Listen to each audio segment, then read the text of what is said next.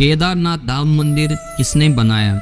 जाने केदारनाथ का इतिहास व इससे जुड़ी कथा। केदारनाथ धाम 2013 में आई प्रकृति आपदा के बाद से सैलानियों के बीच अत्यधिक प्रसिद्ध हो चुका है। हालांकि धार्मिक रूप से इसकी मान्यता सबसे पहले से ही है। ऐसा इसलिए क्योंकि केदारनाथ 12 ज्योतिर्लिंगों में एक ज्योतिर्लिंग, पंच केदार में एक केदारनाथ एवं उत्तराखंड के 4 छोटे धामों में से एक धाम है।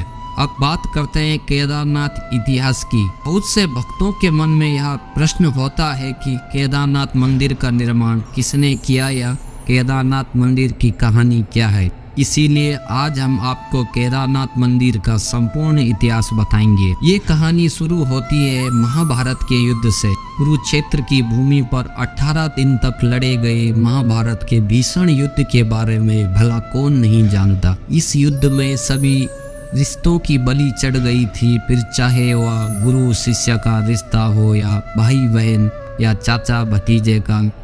18 दिनों तक निरंतर कुरुक्षेत्र की भूमि कौरवों व पांडवों की सेना के रक्त से लाल हो गई थी।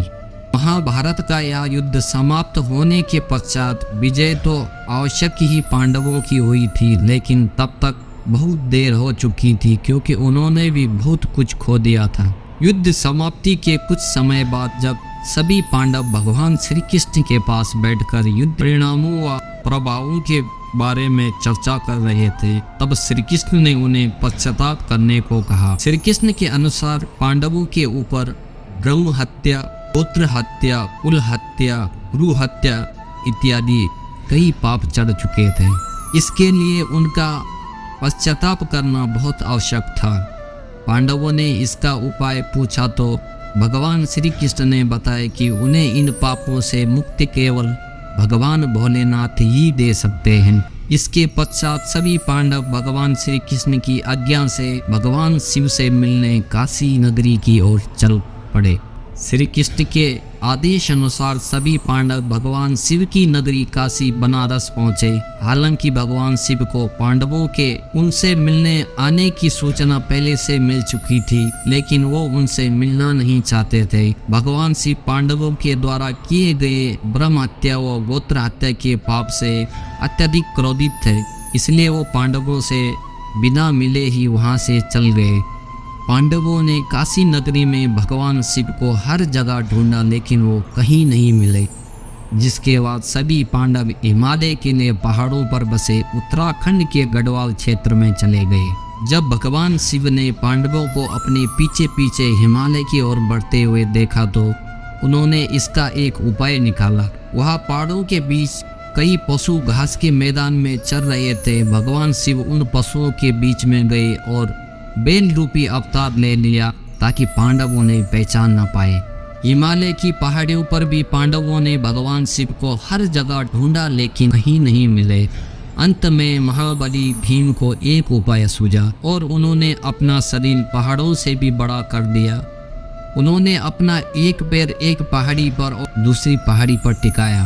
भीम के विशालकाय रूप को देखकर पहाड़ों के सभी पशुओं में हलचल पैदा हो गई और वो इधर उधर भागने लगे। एक बैल अपनी जगह पे स्थिर खड़ा रहा। उस बैल पर भीम के विशालकाय रूप का कोई प्रभाव नहीं दिखा। यह देखकर भीम समझ गया कि यह बैल महादेव का रूप है, बैल का अवतार लेके हमसे छिप रहे हैं। महादेव को भी पता चल गया कि भीम ने उन्हें पहचान लिया।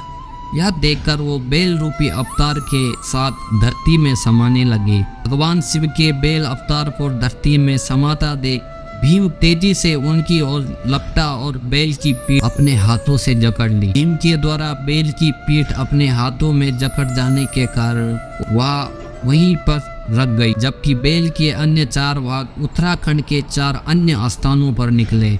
आज उन्हीं स्थानों पर 4 अन्य केदार है, जिसमें से भगवान शिव के बेल रूपी अवतार का मुख्य रुद्रनाथ में और भुजाएं तुंगनाथ में, नाभि महेश्वर में व जटाएं कल्पेश्वर में प्रकट हुई थी। इन 5 जगहों को सम्मिलित रूप से पंच केदार के नाम से जाना जाता है। भीम के द्वारा भगवान शिव के बेल अवतार की पीठ पकड़ जाने के बाद वह वहीं रह गई थी। जब उन्हें बेल के बाकी 4 अंग 4 अन्य स्थानों पर प्रकट होने का ज्ञान हुआ, तब उन्हें शिव की महिमा को समझ लिया, जिसके बाद पांडवों के द्वारा ही इन 5 स्थानों पर शिवलिंग की स्थापना कर शिव मंदिर को निर्माण करवाया गया। से भगवान शिव सभी पांडवों से अत्यधिक प्रसन्न हुए और उन्हें सभी पापों से मुक्त कर दिया। हालांकि इसके बाद पांडवों के पोते जन्मेजय ने केदारनाथ मंदिर के निर्माण को आगे बढ़ाया और वहां आम लोगों को पूजा करने की अनुमति प्रदान की। इसीलिए केदारनाथ मंदिर के निर्माण में जन्मेजय का भी योगदान था। समय के साथ साथ पांडवों के द्वारा बनाया गया यह मंदिर चर्चित हो गया और वह कई जगह से क्षतिग्रस्त हो गया। फिर जब भारत की भूमि पर शंकराचार्य जी ने जन्म लिया, तब उनके द्वारा संपूर्ण भारत भूमि की पैदल यात्रा की गई। वह चारों दिशाओं के 4 धाम की स्थापना की गई। तब आदि शंकराचार्य ने ही इस केदारनाथ मंदिर का पुनः निर्माण करवाया था, जिसे हम आज देखते हैं।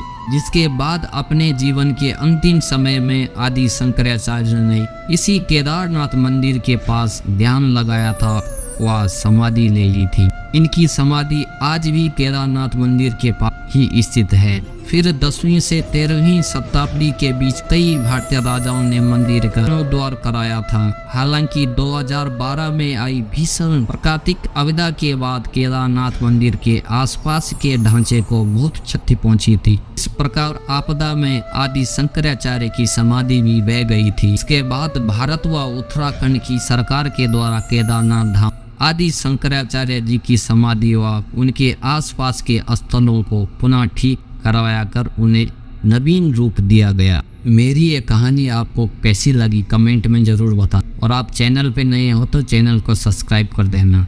धन्यवाद। जय केदारनाथ।